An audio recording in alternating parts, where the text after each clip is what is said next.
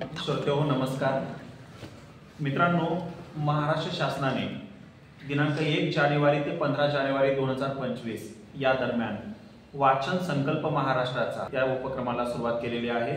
या उपक्रमाचं हे पहिलं वर्ष आहे आणि या उपक्रमाअंतर्गत आपण अनेक कार्यक्रम घेणार आहोत आणि त्यापैकी एक कार्यक्रम म्हणजे वाचक लेखक परिसंवाद। आज आपण त्यांची मुलाखत घेणार आहोत।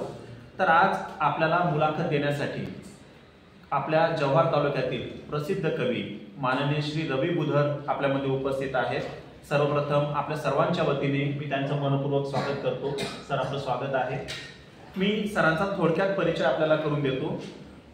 मित्रांनो, श्री रवी बुधर सर हे ग्रामीण कवी व अभ्यासक म्हणून प्रसिद्ध आहेत। गेल्या 35 वर्षांपासून ते प्राथमिक शिक्षक या पदावर कार्यरत असून सध्या प्राथमिक व माध्यमिक शाळा चौक, तालुका जव्हार, जिल्हा पालघर येथे ते ज्ञानदानाचे कार्य करीत आहेत। ते अखिल भारतीय मराठी साहित्य परिषद पुणे यांच्या जव्हार तालुका शाखेचे सचिव आहेत। कोकण मराठी साहित्य परिषद ही अतिशय महत्त्वाची अशी साहित्य संस्था आहे आणि या साहित्य संस्थेच्या जव्हार तालुका शाखेचे ते अध्यक्ष आहेत। सरांचे शिक्षण BA, DEd, DSM इतके झालेले आहे। सरांच्या खूप साऱ्या कविता व वैचारिक लेखन हाकारा व इतर नियतकालिकांमध्ये प्रसिद्ध झालेला आहे। सरांचा विचार लढा हा कविता संग्रह देखील प्रसिद्ध आहे। इतर परिचय सुद्धा सरांचा खूप मोठा आहे। महाराष्ट्र राज्य शैक्षणिक संशोधन व प्रशिक्षण परिषद विद्या परिषद पुणे यांनी आयोजित केलेल्या आदिवासी वारली बोली भाषेच्या कार्यशाळेत सरांनी शब्दसंग्रह, चित्र शब्दसंग्रह, संवाद लेखन इत्यादी विषयांवर अभ्यासपूर्ण असे लेखन केलेले आहे व प्रशिक्षण दिलेले आहे। सगळ्यात महत्त्वाची गोष्ट म्हणजे डोंबिवली येथे पार पडलेल्या 90व्या अखिल भारतीय मराठी साहित्य संमेलनाच्या प्रसंगी सर निमंत्रित कवी म्हणून सहभागी होते। हा बहुमान सरांना मिळालेला आहे। या व्यतिरिक्त सरांनी विविध राज्यस्तरीय संमेलनांमध्ये आपला सहभाग नोंदवलेला आहे आणि विशेष उल्लेखनीय गोष्ट म्हणजे 2018 साली अखिल भारतीय मराठी साहित्य परिषदेने इंडोनेशियामध्ये जे काही संमेलन आयोजित केलं होतं बाली या शहरामध्ये, तेथे आयोजित केलेल्या साहित्य संमेलनामध्ये सर निमंत्रित कवी म्हणून उपस्थित होते, म्हणजे इंडोनेशियामध्ये। जव्हार पंचायत समिती शिक्षण विभागातर्फे सरांना 2012 साली आदर्श शिक्षक या पुरस्काराने सन्मानित करण्यात आलेले आहे। सरांनी अंधश्रद्धा निर्मूलन, व्यसनमुक्ती इत्यादी कार्यामध्ये सक्रिय सहभाग दिलेला आहे। तसेच NSS व इतर अनेक ठिकाणी त्यांनी या संदर्भामध्ये व्याख्याने दिलेले आहेत। विविध प्रासंगिक व सांस्कृतिक कार्यक्रमांचे सूत्रसंचालन देखील सरांनी केलेले आहे।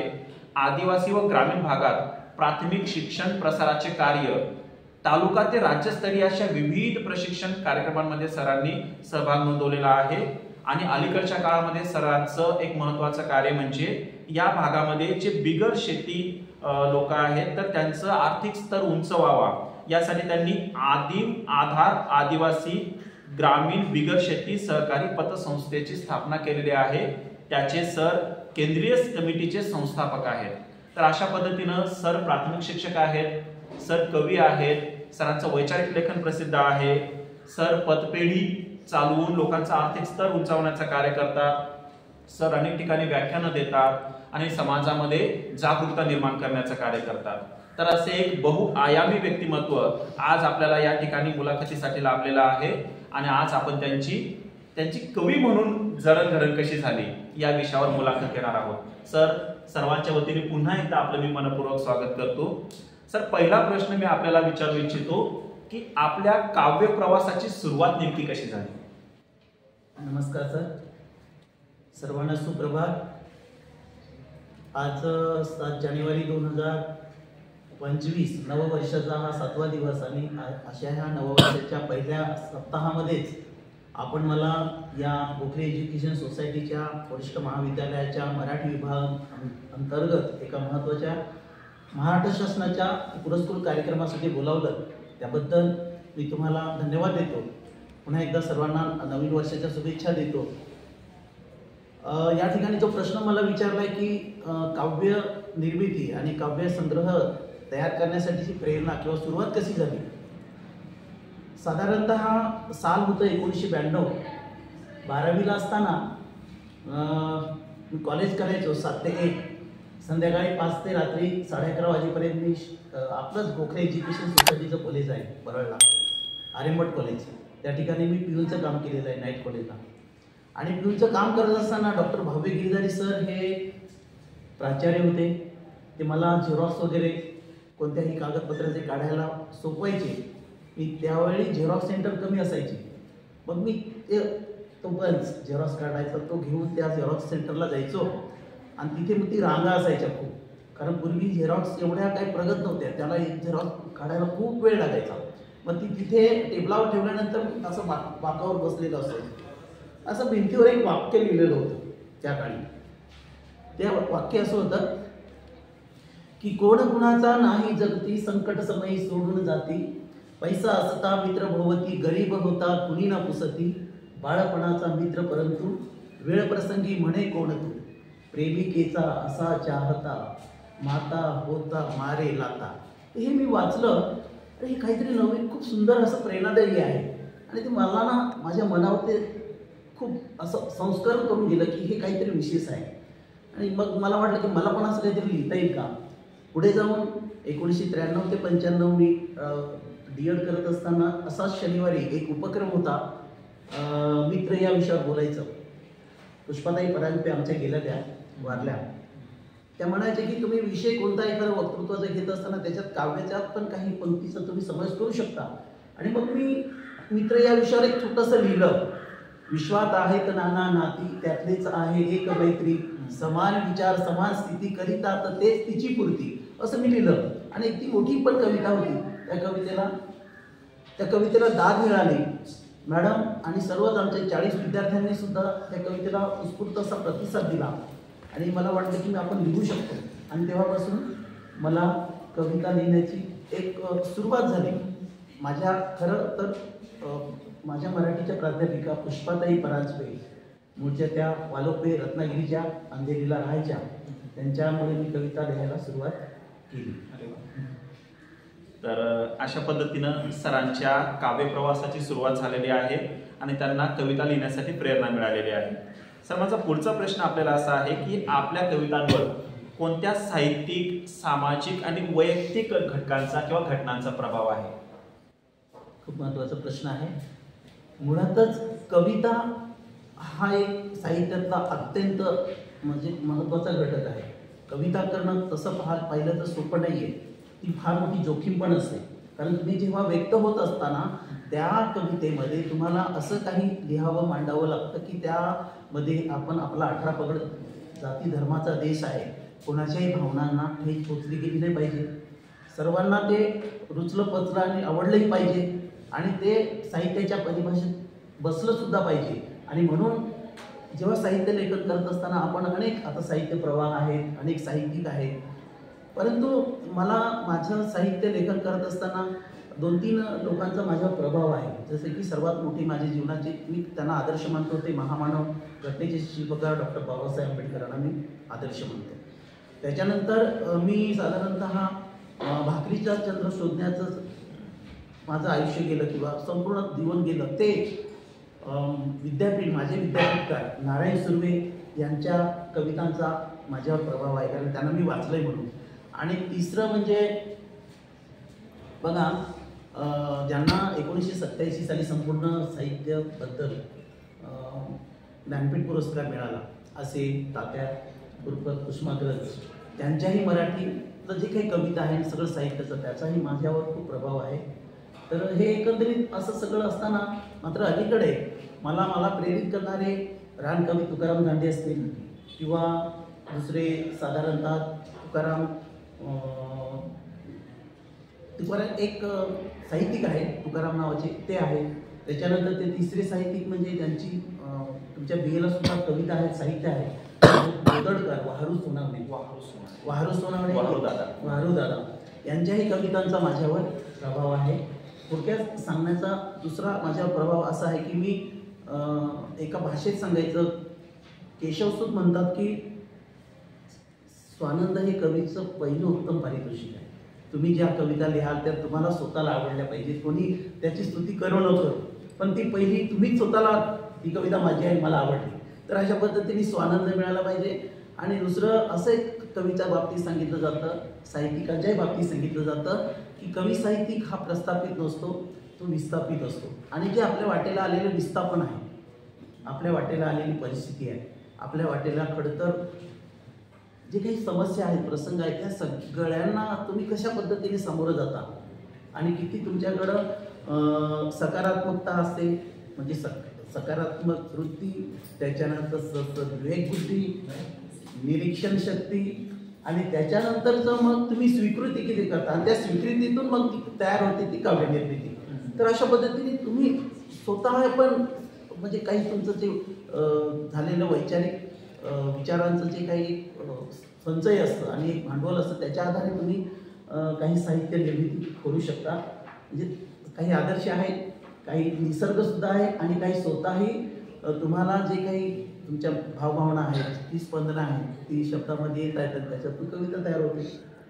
म्हणजे या साहित्यिक, सामाजिक आणि वैयक्तिक घटना ज्या आहेत त्यांचा प्रभाव सरांच्या कवितेवर पडलेला आहे. पुढचा प्रश्न असा आहे सर की आपल्या कवितांमधून आदिवासी समाजाचे जीवन, सामाजिक सुधारणा, अंधश्रद्धा निर्मूलन, शिक्षणाचे महत्त्व, महापुरुषांचे विचार, कार्य आणि निसर्ग इत्यादी विषय आपल्या कवितांमध्ये नेहमी येत असतात, वारंवार येतात. तेव्हा वास्तव समजून घेण्याची, म्हणजे कोणताही कवी हा अनुभव घेतल्याशिवाय कवी होऊ शकत नाही. म्हणजे त्याला अनुभव घेता यायला पाहिजे, संवेदनशीलतेने ते अनुभव टिपता यायला पाहिजे आणि नंतर ते मांडता यायला पाहिजे. तर हे वास्तव समजून घेण्याची व ते कवितेतून मांडण्याची जी नेमकी प्रक्रिया आहे ना, ती नेमकी कशी आहे? कारण विद्यार्थ्यांना नेमकी तीच उत्सुकता असते की आम्ही पण अनुभव घेतो, पण आम्ही कवितेतून मांडू शकत नाही, साहित्यामधून मांडू शकत नाही. मग नेमकी ही कवीच्या मनामध्ये नेमकी प्रक्रिया कशी घडत असते? म्हणजे अनुभव घेणं आणि ते मांडणं, ही प्रक्रिया कृपया आमच्या विद्यार्थ्यांना उलगडून सांगा. मी असं म्हणेन की एक चांगला व्यक्ती किंवा चांगला साहित्यिक किंवा चांगला माणूस घडण्यासाठी ना, मी नेहमी सांगत असतो 5 गोष्टी आपण केल्या पाहिजे. पहिली गोष्ट, कविता लिहायची असेल तर पहिलं वाचन झालं पाहिजे, वाचन. दुसरी गोष्ट, बुद्धिवंत आणि जे सुसंस्कारक्षम असे मित्र असतात त्यांचा सहवास करा, म्हणजे संस्कारशील आणि बुद्धिवंत विद्यार्थ्यांचा मित्राचा सहवास. तिसरं, आपण सभासंचार केला पाहिजे, अनेक ठिकाणी व्याख्यानं, छान छान मार्गदर्शन त्या ठिकाणी केलं पाहिजे. चौथं, परदेश गमन, म्हणजे आपण आहोत त्या ठिकाणी पासून बाहेर गेलो पाहिजे. आणि 5वं, चांगलं साहित्य निर्मितीसाठी मी म्हणेन तुमचं मानसिक आणि शारीरिक स्वास्थ्य म्हणजे आरोग्य. ह्या 4-5 गोष्टी जर असतील तर आपल्याला कोणतीही गोष्ट आपण ती तयार करू शकतो. जसे की आता सरांनी प्रश्न विचारला मला की आपल्या साहित्यात निसर्ग आहे, पर्यावरण आहे, आदिवासी साहित्याचा समावेश आहे किंवा काही अंधश्रद्धा निर्मूलन वगैरे आहे. तर मग मी असं म्हणालो की बघा, अंधश्रद्धा निर्मूलन, देव आहे त्या ठिकाणी आहे, पण मी असं एखाद्या वेळेस म्हणतो, आता आपण एखाद्या तीर्थाटनाला जातो, आपण नमस्कार करण्यासाठी, त्याचं दर्शन करण्यासाठी रांगा लावत असतो आणि त्याच्यानंतर यथाशक्ती आपण तिथे दान पण करत असतो. तर मी असं म्हणालो की मी असं लिहिलं की देव म्हणे खात नाही काही पीक, देव म्हणे खात नाही काही पीक, तो डोळे नसूनही पाहतो, मग त्याला वाहिलेलं दान कोण हडप करतो, त्याला वाहिलेलं दान कोण हडप करतो. तर मग हे कुठेतरी महात्मा फुलेंचा माझ्यावर प्रभाव आहे की सर्वसाक्षी जगतपती, मग कशाला कोणाची मध्यस्थी, परमेश्वर सर्वसाक्षी आहे, मग कशाला ही सगळी दलाली मध्यस्थी, हे कुठेतरी आपण नाही उघडून टाकू शकत. पण याला आपण काही अंशी म्हणजे पायबंद घालू शकतो. ते कोणापासून? स्वतःपासून. श्रद्धा आणि अंधश्रद्धा हा भाग वेगळा, परंतु श्रद्धा लादलेली श्रद्धा असते, श्रद्धा अंधश्रद्धा असते, पण श्रद्धा, विवेकी श्रद्धा आमच्याकडे कधी उत्पन्न होईल? ज्यावेळेस आपण चांगले वाचतो, चांगला विचार करतो, सकारात्मक दृष्टिकोन येतो, तेव्हा ते सगळं होतं. जसं हे अंधश्रद्धेच्या बाबतीत झालं, तसंच आता आदिवासी हा विषय येतो. जेव्हा असं मी म्हणतो, आदिवासी म्हटलं की तिथे प्रकल्प, आदिवासी म्हटलं तिथे धरण, आदिवासी धरण म्हटलं का त्याचं मरण, हे सगळं आलंच. जसं की आता आमच्या जव्हारमध्ये शेजारीच पुढे खडखड डॅम आहे, आम्ही सगळे खडखड डॅमला जातो, आनंद आस्वाद घ्यायला जातो, परंतु तिथे विस्थापित झालेली ती माणसं आता सध्या कुठे आहे? भापरपाड्याची जी माणसं आहेत त्यांना इथे आम्ही सनसेट पॉईंटच्या पुढे गेल्यावर ती समोरची ती वैतागवाडी दिसते ना, ती तिथे विस्थापित झाली, परंतु त्यांना लाखो करोडो रुपयेही मिळाले. त्यांनी त्यांचा कसा विनियोग केला तो भाग वेगळा. परंतु मला त्या लोकांविषयी थोडं पाहिल्यानंतर एक कविता मला सुचली. कशी सुचली बघा, की जल माझे जंगल माझे जमीन माझी आई, जल माझे जंगल माझे जमीन माझी आई, धरणग्रस्त मी आज त्यांची नाते उरले नाही. मुबलक पाणी विहिरींचं झुळझुळणं होतं झरींचं, मुबलक पाणी विहिरींचं झुळझुळणं होतं झरींचं, आज पाण्याच्या थेंब थेंबा पायी जीवन करपून जाई, धरणग्रस्त मी आज त्यांची नातं उरलं नाही. लाख मोलाची जमीन माझी कवडी मोलात सौदेबाजी, लाख मोलाची जमीन माझी कवडी मोलात सौदेबाजी, काळ्या आईविन पोरका आज, काळ्या वाईविन पोरका आज, मन व्याकुळ होई, धरणग्रस्त मी आज त्यांची नाते उरले नाही. मोठी कविता आहे, परंतु शेवटचं कडवं असं वाटतं मला, की विस्थापनानं कुटुंब उठलं मायभूमीशी नातं तुटलं, विस्थापनानं कुटुंब उठलं मायभूमीशी नातं तुटलं, नव्या ठिकाणी विवंचनानी घालमेल जीवनाची, धरणग्रस्त मी आज त्यांची नातं उरले नाही. आता हे धरण झालं, विस्थापन पण झालं, त्या ठिकाणी सगळ्यांनी पाहिलं, पण मग माझ्यासारख्यालाही का बरं वाटलं की काहीतरी लिहावं. प्रत्येक माणसामध्ये एक चांगला माणूस असतो, प्रत्येक माणसामध्ये एक संवेदनशीलता असते आणि प्रत्येक माणसामध्ये ना एक विवेक बुद्धी असते. ह्या सगळ्या गोष्टीचं जेव्हा तुम्ही जास्त त्या गोष्टीला जास्त तुमचं तुम्ही प्राधान्य देताना, तेव्हा तुम्ही एक चांगला माणूस घडत असता आणि चांगल्या माणसातून तुम्ही चांगला साहित्यिक पण घडू शकता. नाहीतर मी असे पण भरपूर चांगले कवी बघितलेले आहेत, भरपूर काही साहित्यिक बघितलेले आहेत, कविता प्रतिभा संपन्न आहेत, पण त्यांचं कसं बोले एक चाले एक त्याची पाहून एक म्हणजे बोलतात ते करतात बोलतच. तर हे पेक्षा आपल्याला काहीतरी चांगलं घडण्यासाठी विचार आणि निरीक्षण, आपल्याकडे किती निरीक्षण शक्ती कोणती आहे, कोणत्या पद्धतीचा दृष्टिकोन आहे, त्यावर तुमचं साहित्य कविता ही तयार होत असते. बरोबर आहे सर. सरांनी धरणग्रस्तांच्या जीवनावरची कविता सांगितली, तर धरणग्रस्तांवर एक कादंबरी आहे, ती कादंबरी आपण वाचायला पाहिजे. विश्वास पाटील यांची झाडा झडते नावाची कादंबरी आहे आणि धरणग्रस्तांचं जे दुःख त्याच्यामध्ये मांडलेलं आहे, असं दुःख सर दुसऱ्या कोणत्याही कादंबरीमध्ये किंवा साहित्यामध्ये मांडलेलं नसेल, पण तेच काव्य स्वरूपामध्ये सरांनी त्यांच्या कवितेतून मांडलेलं आहे. आणि ती कविता यामध्ये आहे पण विचारणारा या कविता संग्रहामध्ये अतिशय उत्तम अशा कविता आहेत. तर सर पुढचा प्रश्न असा आहे की तुमच्या जीवनामध्ये साहित्याचं नेमकं स्थान किती महत्वाचं आहे? कारण एक कवी म्हणून जगताना साहित्याशी तुमचा नेहमी संबंध येतो, तर हे स्थान किती महत्वाचं आहे? कविता, साहित्य आणि माझं वैयक्तिक आयुष्य याचं खूप घनिष्ठ नातं आहे.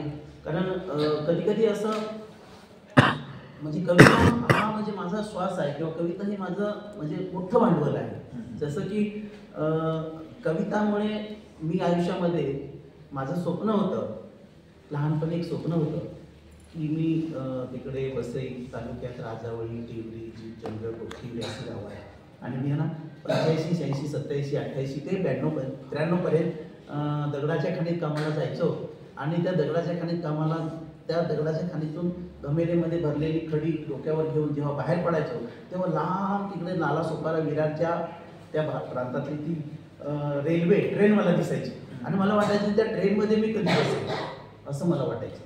त्या ट्रेनमध्ये मला बसायला मिळेल का. मग रविवारी जेव्हा आमचा बाजाराचा दिवस असायचा, पगार झाल्यानंतर मॅडम आम्हाला 5 रुपये रोज होते, 6 दिवसाचे 30 रुपये मिळायचे आणि जेव्हा आम्ही माणिकपूरकडे पायी जात असताना तिथे रेल्वे फाटक लागायचे. मग मी तिथे काही क्षणभर उभा राहायचो. कशासाठी? मला ट्रेन जवळून बघायची आणि मग वाटायची जेव्हा ट्रेन समोरून आल्यानंतर वाटायचे की मला या ट्रेनमध्ये बसायला मिळेल. ते मनाला वाटायचं आणि पुढे जाऊन मग मी 93, 92 ते 97 पर्यंत मुंबईला होतो. ट्रेनमध्ये रोजच बसत होतो. परंतु मला कवितेमुळे जसं मी डोंबिवलीला 15 ते 17 फेब्रुवारी 2017ला जेव्हा 3 ते 5 फेब्रुवारी 2017ला साहित्य संमेलनात गेलो निमंत्रित कवी म्हणून. त्याच्यानंतर लगेचच 18 साली मला इंडोनेशियाला जाण्याची संधी मिळाली आणि कशामुळे मिळाली? कवितेमुळे मिळाली. मी जर कविता मला नसती तर मला बालीच्या त्या विश्व मराठी साहित्य संमेलन 3रे याला कोणी बोलावलं असतं आणि ज्या लहानपणी मी स्वप्न पाहिलं होतं याचं कशामध्ये ट्रेनमध्ये बसण्याचं ते स्वप्न तर पूर्ण माझं झालंच, परंतु कवितेमुळे मी विमानात बसलो आणि आज मला आनंद तुम्हाला सांगावासा वाटतो की मी 6 वेळा आतापर्यंत 6 वेळा विमानात बसलो. विकल्या काकांना सुद्धा गेल्या वर्षी दिल्लीला त्यांची 14 तारकरी ते वाजवणारी ती मंडळी आणि विकल्या काकांना घेऊन मी विमानात गेलो आणि विमानात आलो. तर हे खूप मोठं अप्रूप नाही आहे, पण जर खरंच तुम्ही प्रामाणिकपणे तुमच्या छंदाशी तुम्ही एखाद्या त्याला ध्यास याच्याशी एकनिष्ठ राहत असाल आणि प्रयत्नशील राहत असाल तर नक्कीच त्यामध्ये एक दिवस आपला असतो आणि यश मिळत असतं. अगदी बरोबर आहे सर, की आपण साहित्यिक म्हणून आपल्याला एक ओळख प्राप्त होते, आपलं एक नाव होतं, वेगवेगळ्या ठिकाणी आपल्याला बोलवलं जातं, आपण त्या ठिकाणी जात असतो आणि म्हणून कवितेमुळे आपली एक स्वतःची ओळख, एक आयडेंटिटी निर्माण होत असते. थोडंसं एक मुद्दा त्यामध्ये थोडासा म्हणजे त्याच्यात ॲड करतो की एक विनय मिरासे नावाचे निवृत्त मुख्याध्यापक आहेत, नागपूरचे आहेत आणि बालमेवा म्हणून एक सुंदर कार्यक्रम करत असतात.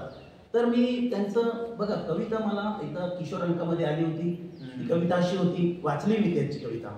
बाबा नावाची कविता होती. बाबा काल कळाले पाण्यावरती चालत आले बाबा, काल कळाले पाण्यावरती चालत आले बाबा, विज्ञानाच्या सत्यापुढती हालत आले बाबा. प्रश्न केवढा होता त्यांचा 2 वेळ खाण्याचा, आता न्याहारीसाठी काजू सोलत आले बाबा. तरुणींसाठी बाबांची ती राखून असते वेळा, सुंदर तरुणी घरात दिसता डोलत आले बाबा. तर अशा पद्धतीने त्याने त्यांचा तो पटवून जगाला एक काव्यसंग्रह आहे तो, त्याच्यातली ती कविता वाचली. मी त्यांना प्रतिक्रिया दिली. नंतर त्यांनी मला फोन केला, तुम्ही कोण म्हणे? सर म्हटलं मी रवी गुदर. नाही तुम्ही कोण आहात? म्हटलं मी सर प्राथमिक शिक्षक आहे. अरे शिक्षक तर सगळेच आहेत, पण तरी कोण? सर म्हटलं मला थोडी कवितेची आवड आहे. आणि नंतर त्यांनी मला 3 काव्यसंग्रह पाठवून दिले. आता आमचं रोज बोलणं होतं, पण अजून आम्ही परस्परला पाहिलंही नाही, त्यांची आमची अजूनही भेट झाली नाही. जी कवितेची ताकद आहे, ती व्यक्ती विदर्भात राहते, नागपूर या ठिकाणी निवृत्त मुख्याध्यापक, खूप ज्येष्ठ आहे आणि मी लहान आहे, पण आमच्यामध्ये आजही संवाद होतो. ती कशामुळे घडतंय? कवितेमुळे. सरांमुळेच त्या कवीशी मला एकदा बोलायची संधी मिळाली होती. सरांकडे एकदा गेलेलो असताना सरांनी त्या कवींना फोन केला, बराच वेळ आम्ही बोलत होतो. तर एक चांगली गोष्ट आहे की खेड्यापाड्यामध्ये आलेले जे काही मुलं असतात, मुली असतात, त्यांना साहित्याच्या माध्यमातून राज्यस्तरावर, जिल्हा केंद्रीय स्तरावर ओळख प्राप्त होते. सर पुढचा प्रश्न असा आहे की कवितेच्या व्याख्या तर वेगवेगळे लोक करत असतात, पण तुम्ही स्वतः कविता लिहितात, तर तुमच्यासाठी कविता म्हणजे नेमकं काय आहे किंवा कविता म्हणजे काय तुमच्यामध्ये?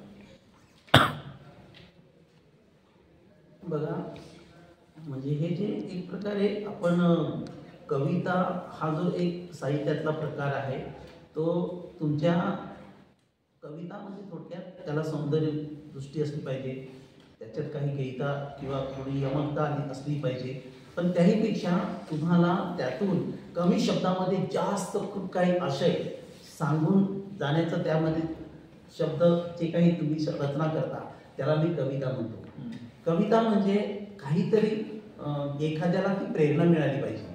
कविता म्हणजे काहीतरी म्हणजे 2च ओळी लिहा पण त्याच्यातून काहीतरी प्रेरणा मिळाली पाहिजे असं मी कविता म्हणतो. माझा एक मित्र आहे बाळासाहेब जगदने आहे अकोले तालुक्यातला, तो म्हणतो अरे रवी मी पण एक कविता केली रे. म्हटलं काय लिहिली कविता? अरे म्हणे असे लिहिली 2च ओळीची कविता आहे. जीवन म्हणजे आशा आणि निराशाचा खेळ, जीवन म्हणजे आशा आणि निराशाचा खेळ, इथे कशाचा बसत नाही मेळ, अशी म्हणे मी 2 ओळीची कविता लिहिली.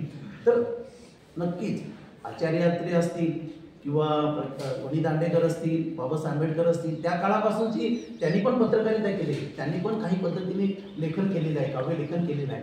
परंतु ते लिहित असताना एखादा असा विषय असला पाहिजे की त्या विषयामधून आपणाला सर्व समावेशकता त्याच्यावर असली पाहिजे, त्याला कुठेतरी एकांगी स्वरूप देऊन आणि एखाद्या व्यक्तीचं उदात्तीकरण एखाद्या कोणत्या त्या साहित्यात आलं नाही पाहिजे असं मला माझ्या कवितेच्या याच्यातून वाटतं. जसं की मी एक हिंदी एक छोटीशी माझी हिंदी रचना आहे, बोलू का? हिंदीमध्ये एक मी लिहिलेली की आहे, भारतवासी हम सब भाई बहने एक समान है, सच्चा जीवन प्यार हमारा दया धर्म ही मान है, उत्तरों में बड़ा हिमालय सबका पहरेदार है, गंगा जमुना बहती नदियां सारा यहाँ गुलजार है.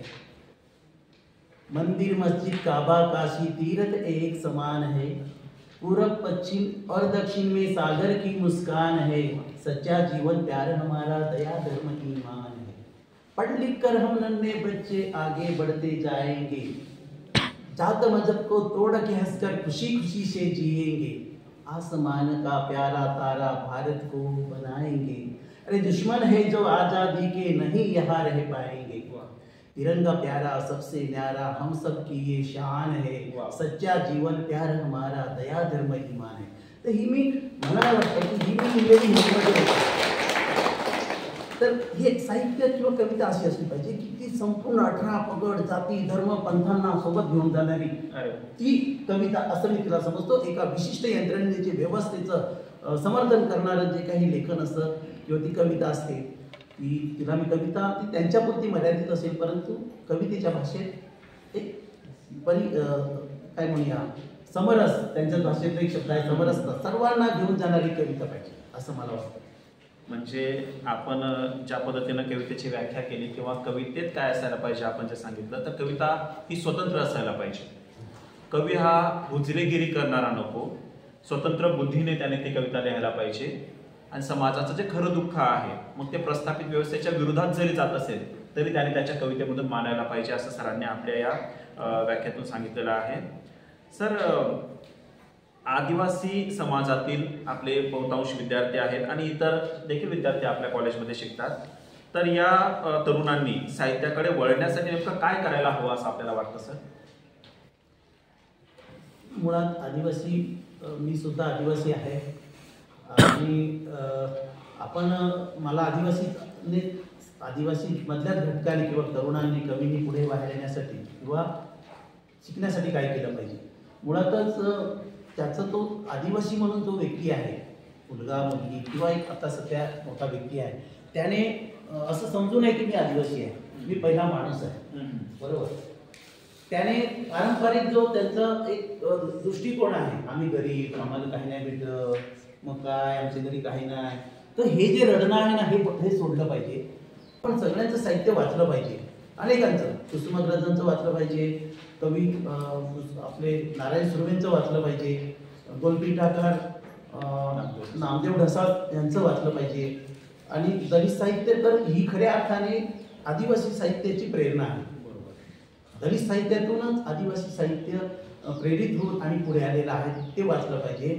एवढंच काही संत साहित्य सुद्धा वाचलं पाहिजे, तुकारामांना वाचलं पाहिजे. संत तुकाराम खूप महत्त्वाचे आहेत आम्हाला, खूप खूप महत्त्वाचं आहे ते, आणि म्हणून तेही वाचलं पाहिजे.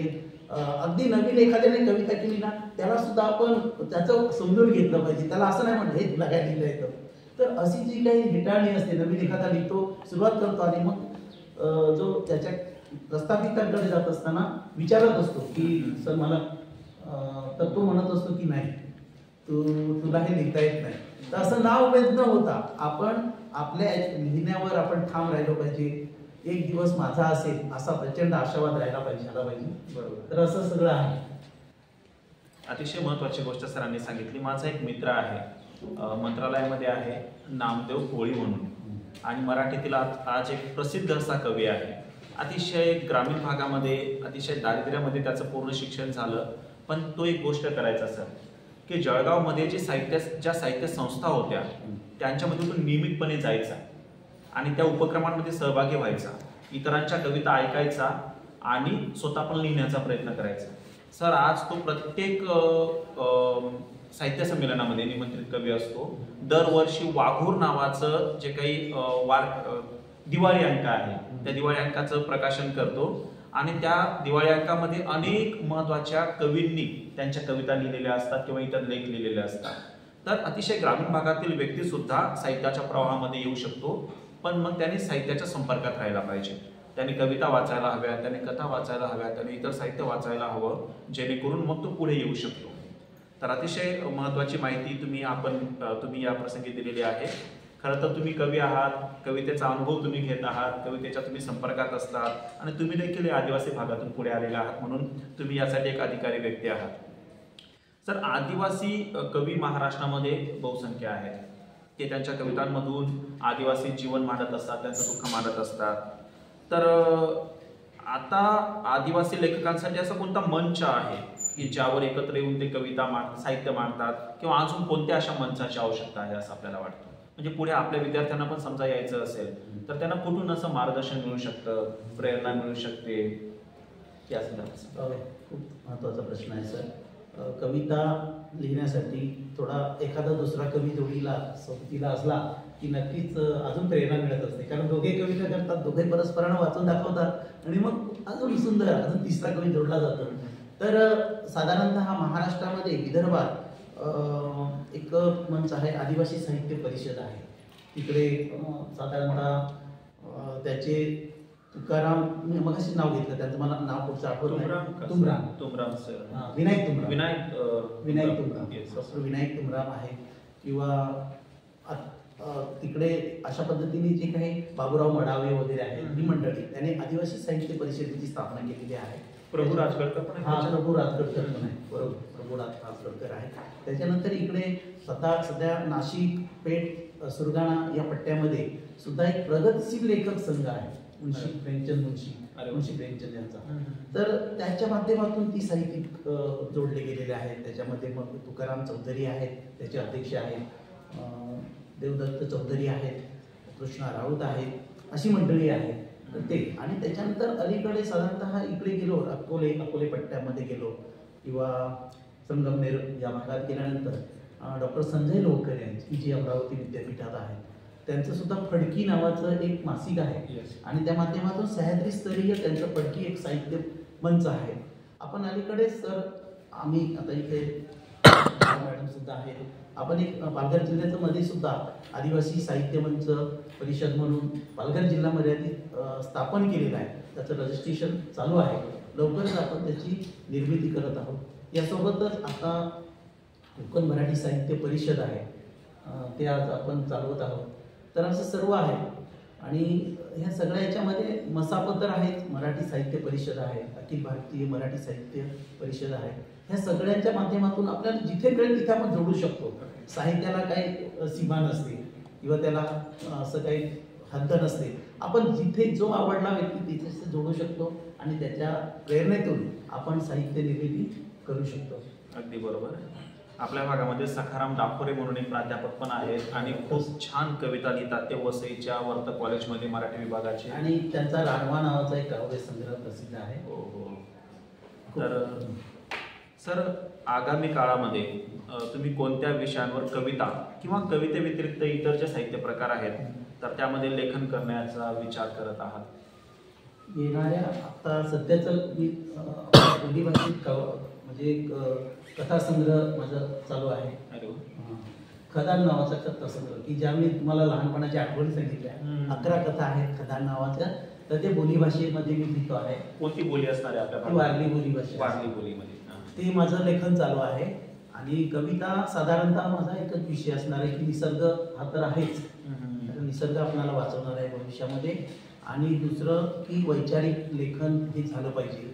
त्याही सोबत आमच्या म्हणजे आपल्या आदिवासीच्या मध्ये सुंदर असे काही परंपरा आहेत, चालीरीती आहेत, आपली आदिवासी संस्कृती आहे आणि त्या संस्कृतीमध्ये काही चांगल्या पद्धती आहेत, त्याच्यावर सुद्धा लेखन हे झालं पाहिजे. आणि अशा पद्धतीने जसं आमच्याकडे एक शब्द आहे वानोळा नावाचा शब्द आहे, वानोळा.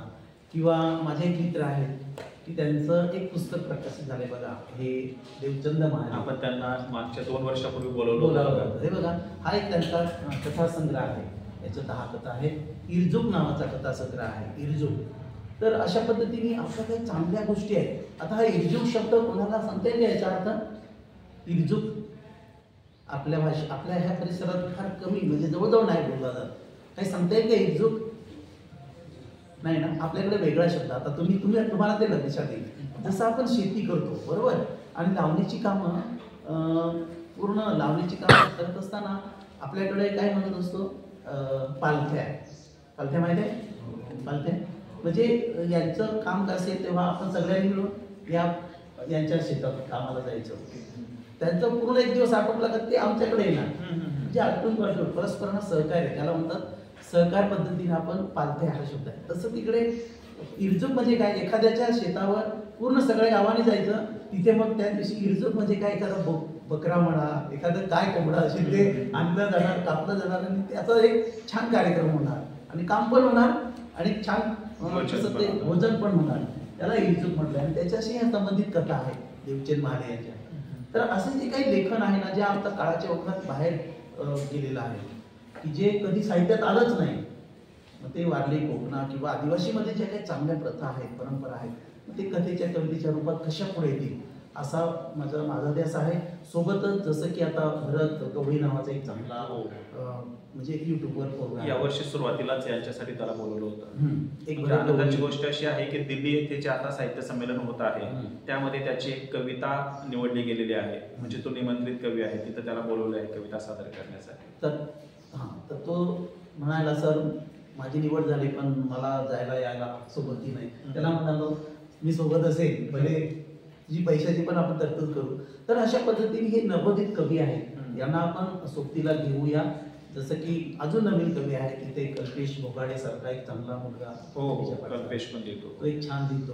त्याच्यानंतर एक जाधव नावाचा मुलगा आहे, लोकनाथ जाधव किंवा एक मी खूप वर्षापूर्वी याच महाविद्यालयाचा विद्यार्थी राहिला, त्याचं नाव आहे निकोळे, योगेश लाशा निकोळे नावाचा एक विद्यार्थी राहिला. खूप सुंदर कवी राहिला तो माझा विद्यार्थी. तर मग अशा कवींना आपण पुढे आणलं पाहिजे. जसं की आता समजा तो 7वीला होता, मी चालकवाडला शिक्षक होतो आणि मग एका दिवशी शुक्रवार होता आणि शाळेला लगतच शुक्रवारचा बाजार भरतो. सगळी मुलं बाजारात गेलेली आणि ती सर्व मुलं म्हणाली, सतीची सर आज तुमच्या कविता ऐकवा. मी म्हणालो अरे मी रोजच कविता ऐकवतो, एक काम करू आज आपण कविता तयार करू. आणि मग विषय काय, आपल्या लगतच असलेला बाजार आहे, मग सर काय लिहायचं बाजारावर, तुम्ही सुरुवात तर करा. मग मुलांनी काहींनी दुकानाची नावं लिहिली, काहींनी असं मगावर जोडून लिहिण्याचा प्रयत्न केला. परंतु योगेशने काय लिहिलं, चालतवडचा बाजार लिहिला. ती कविता काय लिहिली बघा, चालतवडचा बाजार. चालतवडचा बाजार भरतो शुक्रवारी, भरून भरून भरणार किती, उठळून जातो तासावारी. उठळून जाणे म्हणजे संपणे असं, हा शब्द मी नवीन शिकलो. म्हणजे हे काहीतरी मुलांमध्ये येतं. चालतवडचा बाजार भरतो शुक्रवारी, भरून भरून भरणार किती, उठळून जातो तासावारी. बाजारात फिरून विसरते भान, दुसऱ्या दिवशी शाळेत मात्र बाजाराचे ध्यान. बाजारात फिरून खुशी होऊनी, आईला म्हणतो खाऊ दे घेऊन. असा हा बाजार मला आवडतो खूप, आई पैसे नाही देत म्हणून मी राहतो चूप. बघा आहे बाजार, चालतवडचा बाजार, पण त्याच्यामध्ये ती आई आहे, त्याच्यात बाजारात खुशी होते, पैसे नाही, दारिद्र्याचं त्याच्यात वर्णन आलेलं आहे. हे याला म्हणतात कविता. तर असे हे नवोदित कवी आहेत, यांना आपण पुढे कसे येतील हे प्रयत्नशील राहूया. बरोबर सर, आपल्या आदिवासी बोलींमध्ये लिखित स्वरूपामध्ये अजून कविता संग्रह तेवढे नाहीये, परंतु कविता असेल, कथा असेल, आदिम काळापासून लिहिल्या जात आहेत, रचल्या जात आहेत. तर लिखित स्वरूपात नाही पण मौखिक स्वरूपामध्ये आपल्या आदिवासी कविता आहेत का, आणि त्यांचं नेमकं स्वरूप काय आहे? खरं तर आदिवासी मौखिकच आजपर्यंत साहित्य आहे, लोकसाहित्य म्हणतो आपण, लोकसाहित्य. कारण मुळातच लिहिणारी जी मंडळी एक लिहिणारी जी मंडळी आहे, त्या लिहिणाऱ्या मंडळी तिथपर्यंत पोहोचणं गरजेचं होतं. परंतु वर्षानुवर्षे जो एक खूप मोठ्या संस्कृतीचा ठेवा असणारा घटक, आदिवासी घटक, की ज्यांच्याकडं प्रचंड आजच्या घडीला सर्वात 2 गोष्टी आहेत की ज्या माणसाला पुढे नेणाऱ्या आहेत, ते म्हणजे खूप चांगली मूल्य ही आदिवासी संस्कृतीत आहे. तो एक मोठा विषय होऊ शकतो. आणि दुसरं, आदिवासी हा निसर्गपूजक आहे. मग निसर्गातल्या अनेक चांगल्या गोष्टी आहेत, निसर्गाकडून चांगले आपल्याला शिकायला मिळतं. आणि निसर्गाकडून आज माणसाला कोविड काळामध्ये जे काही घडलं निसर्गानेच वाचवलेलं आहे. तर मग ह्या काळामध्ये पूर्वीच्या काळी ढोलाची गाणी झाली किंवा मग धवलेरी गाणी झाली. धवलेरी म्हणजे लग्नगीत आहे, ते लग्न चौक काढल्यानंतर ते जवळजवळ 1-1.25 तासाचं लग्न गीत आहे. हे मौखिक ती धवलेरी गाणारी आहे. आमच्या सवासिनी गाणाऱ्या ज्या आहेत त्या मौखिक पद्धतीनेच होत्या. पण हा जो ठेवा काळाच्या ओघात संपुष्टात केला, परंतु काही ठराविक लोकांनी तो अजूनही मौखिक पद्धतीने जपून ठेवलेला आहे. लिखित स्वरूपात येणं गरजेचं आहे. आता अलीकडे काही डहाणूकडे कीर्ती वरठा नावाची एक चांगली महिला कार्यकर्ती आहे, डॉक्टर सुनील पराड आहे, किंवा एक पूनम चावरे नावाची विद्यार्थी मुलगी आहे, की काय बाई नावाचं असं काहीतरी बाई नावाची असं त्याचे ती काम करते. तर हे सगळं लोक ते जतन करत आहेत. परंतु मग लिखित पद्धतीने अलीकडेच काही लोक जे नवीन कवी झाले त्यांचे कविता संग्रह आहे, जसं इकडे मधुकर भोये आहे आमचे, त्यांचं एक पहिलं पाऊल नावाचा काव्य संग्रह आहे. आपले किशोर लोके एक चांगले कवी आहेत, त्यांचा तटबंदी नावाचा त्यांचा एक काव्य संग्रह आहे. गाभोड नावाचा एक काव्य संग्रह आहे. आता मी ज्यांचा उल्लेख केला तुम्ही सांगितलं ते डॉक्टर सखाराम दाखोरे, राणवा नावाचा कविता संग्रह आहे. तर हे सगळे कविता संग्रह लिखित स्वरूपात आहेत, पण फार जुन्या काळामधलं असेलही, परंतु त्याचं काही आपल्याकडे एवढी नोंद नाही. एक विजय मुकणे नावाचे कृषीमध्ये आहेत, त्यांचा एक कविता संग्रह आहे. आता सध्या ते पुढेच राहत आहेत, त्यांचा एक कविता संग्रह प्रसिद्ध आहे. तर अशा पद्धतीने मात्र जुन्या काळात लिखित स्वरूपात असू शकेल की, पण त्याचं आपल्याला संशोधन करणं गरजेचं आहे. मला असं वाटतं की एक साहित्याचा अभ्यासक म्हणून की जे आपल्याकडे मौखिक स्वरूपात आहे ते तर आपण लिहून ठेवायलाच हवं, पण ते आता ज्या स्वरूपात बोललं जातं, ज्या स्वरूपात मांडलं जातं, त्या स्वरूपात ते रेकॉर्डिंग करून ठेवायला हवं. कारण पुढच्या काळामध्ये जेव्हा आपल्या बोलीभाषा, आदिवासी बोलीभाषा नष्ट होतील, तर त्या काळामध्ये प्रमाण मराठी किंवा इंग्रजी किंवा हिंदीचा प्रभाव जर आपल्यावर असेल, तर 50 वर्षापूर्वी 100 वर्षापूर्वी आपल्या बोली कशा बोलल्या जायच्या, उच्चार कसे होते, ते त्या व्हिडिओमधून आपल्याला कळणार आहे. आणि म्हणून ऑडिओ रेकॉर्डिंग किंवा व्हिडिओ रेकॉर्डिंग करून ठेवणं हे जास्त गरजेचं आहे असं मला वाटतं. किंवा ज्यांना अजूनही उच्चाराधारित लिहिता येत नाही त्यांनी आधी रेकॉर्डिंग करून ठेवणं देखील मोठं काम आहे. भविष्यामध्ये जे कोणी अभ्यासक असतील ते व्हिडिओ बघतील आणि मग ते लिहून ठेवू शकतील. म्हणून हे काम विद्यार्थ्यांनी करायला हवं. आपण ज्या ठिकाणी असतो, कुणीतरी आपल्या गावातील म्हातारे असतील, आजी असेल, आजोबा असतील किंवा अजून कोणी असतील, ते जर कविता म्हणत असतील किंवा काहीतरी करत असतील तर ते आपण रेकॉर्डिंग करून ठेवायला पाहिजे असं मला वाटतं. तर अतिशय छान आपली मुलाखत आता रंगत आलेली आहे. आणि आता शेवटचा प्रश्न सर मी तुम्हाला विचारणार आहे की नवोदित कवींना तुम्ही काय सल्ला द्याल? कवी हा लेच्या पेचा नसतो, सगळ्यात महत्त्वाचं. कवी हा स्वतःच्या विचारावर ठाम असतो. कवी हा कुणाची हुजरेगिरी करणारा नसायला पाहिजे, किंवा कवीने एक विशिष्ट धर्म, प्रांत, भाषा याचं सुधारीकरण करून त्यालाच कुठेतरी ते श्रेष्ठ आहे असं मिरवणारा कवी नसावा असं मला वाटतं. कारण आपला भारत देश हा आपण आपल्या प्रतिनिधित्व स्वीकारलेला आहे. विविधतेने नटलेल्या परंपराचा मला अभिमान आहे. आपला भारत देश विविध परंपरा आहेत, विविध भाषा, 10 धर्म आहेत, 28 घटक राज्य आहेत, 140-145 कोटीच्या आसपास लोकसंख्या आहे आपली, 6-7 हजार भाषा आहेत आपल्या. मग ह्या सर्वांना गुंफून ठेवणारा जो देश, जी लोकशाहीचा मोठा कणा म्हणजे संविधान, ह्या सगळ्यांना अभिप्रेत ठेवून आणि नवोदित कवीने थोडंसं साहित्य लेखन केलं पाहिजे. म्हणून आपण लेखन करत असताना सर्वस्पर्शी, सर्वांना ते भावलं जाणार आणि एक साहित्याच्या प्रकारामध्ये पण त्याला ते स्वीकारार्ह राहिलं पाहिजे. आणि म्हणून अशा पद्धतीचे लेखन केलं पाहिजे असं मला वाटतं.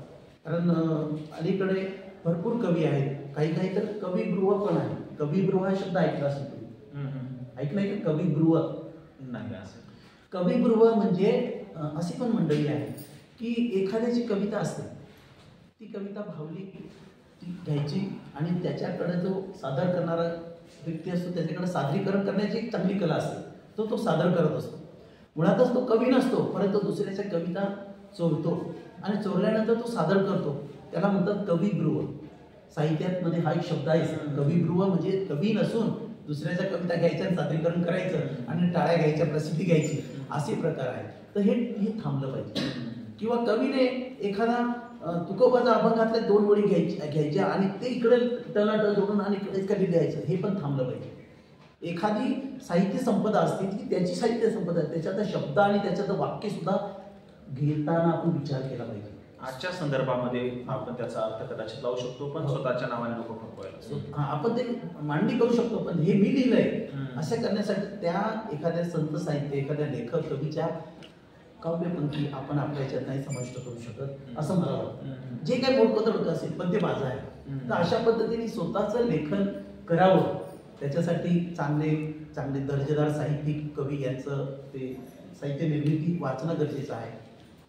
नवीन काळात कशाची गरज आहे त्या गरजेनुसार काही लिहिलं गेलं पाहिजे. त्याच्यानुसार आमच्या देशाला, आमच्या समाजाला कशाची गरज आहे याच्याविषयीचे लेखन केलं गेलं पाहिजे. अंधश्रद्धेच्या विरोधात आसूर ओढले पाहिजे.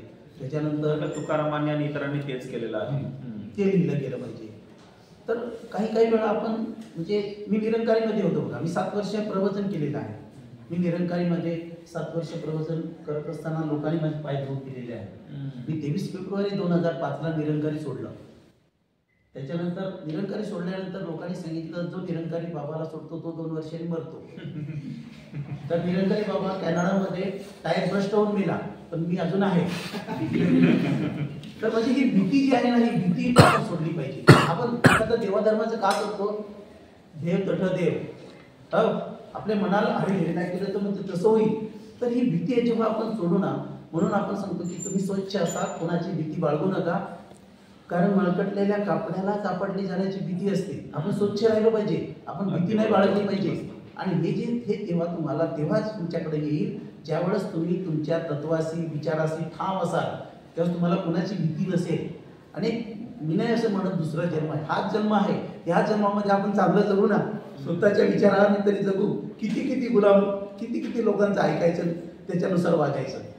आणि म्हणून आपण शेवटचा एक अभंग घेतो सर, घेऊ का? एकदा मी शाळा सुटली माझी कोकद्याला, आणि मी माझ्याकडे जेव्हा बाईक नव्हती, मोटरसायकल नव्हती, आणि मी आलो तिकडून, आणि तिकडून एक जीप गाडी आली. त्या जीप गाडीमध्ये एक मोठा महाराज होता माझ्याकडे, आणि त्यांना मी नमस्कार केला. आणि ते म्हणाले, त्यांनी सांगितलं की प्रत्येक व्यक्तीने माळ घातली पाहिजे, प्रत्येक व्यक्ती माळकरी झालाच पाहिजे. मी सांगितलं हो बाबा, खूप चांगलं आहे. तेव्हा मी निरंकारी होतो. आणि मग ते म्हणाले गुरुजी तुम्ही पण माळकरी व्हा. म्हटलं सर दादा बरोबर, म्हटलं मला तर माळकरी अध्यात्म यामध्ये होण्यासाठी पूर्ण वेळ द्यावा लागेल, तर ते मी माळ घालून फायदा आहे. नाही पण माळ शिवाजी महाराजांनी घातली होती. माळ न घातलेला व्यक्ती म्हणजे एखादी विधवा, आपल्या पती केल्यानंतर ती विधवा कशी असते तसा व्यक्ती असतो. माळाचं महत्त्व सांगत होते. मग मी त्यांना म्हणालो एक, म्हटलं तुकोबाचा एक अभंग आहे, म्हटलं मी सांगू का अभंग? तर सांगतो गुरुजी बोला. अभंग असा आहे की नवतीते संत वेदांच्या पठने, कर्म आचरणे नवतीते संत. नवतीते संत करिता तप तीर्थाटने, सेवली या वन नवतीते संत. नवतीते संत माळा मुद्राच्या वृषणे, भस्म उधळले नवतीते संत. तुका म्हणे नाही निरसला देह, तोवरी हे अवघे सांसारिक. म्हणजे सर हा तुकोबाचा अभंग आहे का? म्हटलं महाराज तुम्ही महाराज, मी कसला महाराज? म्हणजे याचा अर्थ सांगा. म्हटलं मी त्यांना अर्थही सांगितला.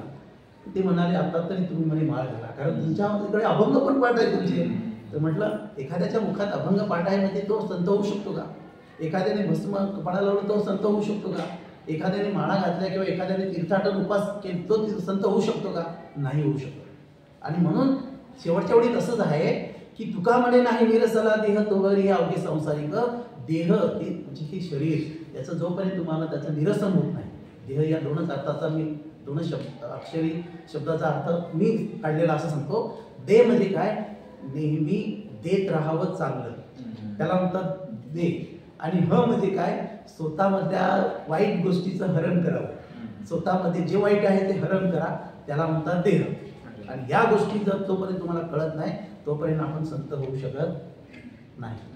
तर सांगण्याचा उद्देश एवढंच आहे की अशा पद्धतीने हे कोणताही साहित्य प्रकार आपण निवडत असताना आपण स्वच्छ असलो पाहिजे, आपण प्रामाणिक असलो पाहिजे. जर का मी माझ्याच गडबड आहे, मी नाही लिहू शकत, आणि लिहिलं तरी मला दुसऱ्याला सांगण्याचा अधिकार. म्हणजे कवी आत आणि बाहेर हा एकच असायला पाहिजे, एकच असला पाहिजे. किंवा तो तरी भीतीतून मुक्त असायला पाहिजे, तेव्हा तो भीतीमुक्त समाज निर्माण करू शकतो. आणि तोच दबावामध्ये जीवन जगत असेल तर तो काय समाजाला मुक्त करू शकतो? नाही करू शकतो. अतिशय छान अशी मुलाखत आपली या ठिकाणी झालेली आहे. एका विद्यार्थिनीने प्रश्न विचारला होता की सर FYBAच्या विद्यार्थ्यांना अभ्यासक्रमात कविता संग्रह आहे, तुम्ही विचारला होता. ओके, तर विद्यार्थ्यांना कविता लिहिण्यासाठी काही माहिती सांगा जेणेकरून स्वरचित कविता लिहिता येतील. तर आता या सर्व प्रश्नांची उत्तरं सरांनी दिलेलीच आहेत, म्हणजे आपण सुद्धा कविता लिहू शकता. तर अशा पद्धतीनं वाचन संकल्प महाराष्ट्राचा हा जो उपक्रम महाराष्ट्र शासनाने आपल्याला दिलेला आहे त्या अंतर्गत आज 7 जानेवारी 2025 रोजी आपण वाचक लेखक परिसंवाद आयोजित केलेला होता. आज सर या ठिकाणी आले आणि तुम्हाला फायदा होईल अशा पद्धतीनं त्यांनी कवितेबद्दल सांगितलं, त्यांच्या कवितेच्या निर्मितीबद्दल सांगितलं, तुम्ही कशा पद्धतीने या प्रवाहात येऊ शकता त्याबद्दल देखील सांगितलं. त्यासाठी मी महाविद्यालयाच्या वतीने, महाविद्यालयाच्या मराठी विभागाच्या वतीने आणि सर्व विद्यार्थ्यांच्या वतीने सरांचे मनपूर्वक आभार मानतो. धन्यवाद सर. मलाही आपण बोलावून मला व्यक्त होण्याची संधी दिली त्याबद्दल मी तुम्हा सर्वांचे कॉलेजचे मनपूर्वक आभार व्यक्त करतो. धन्यवाद.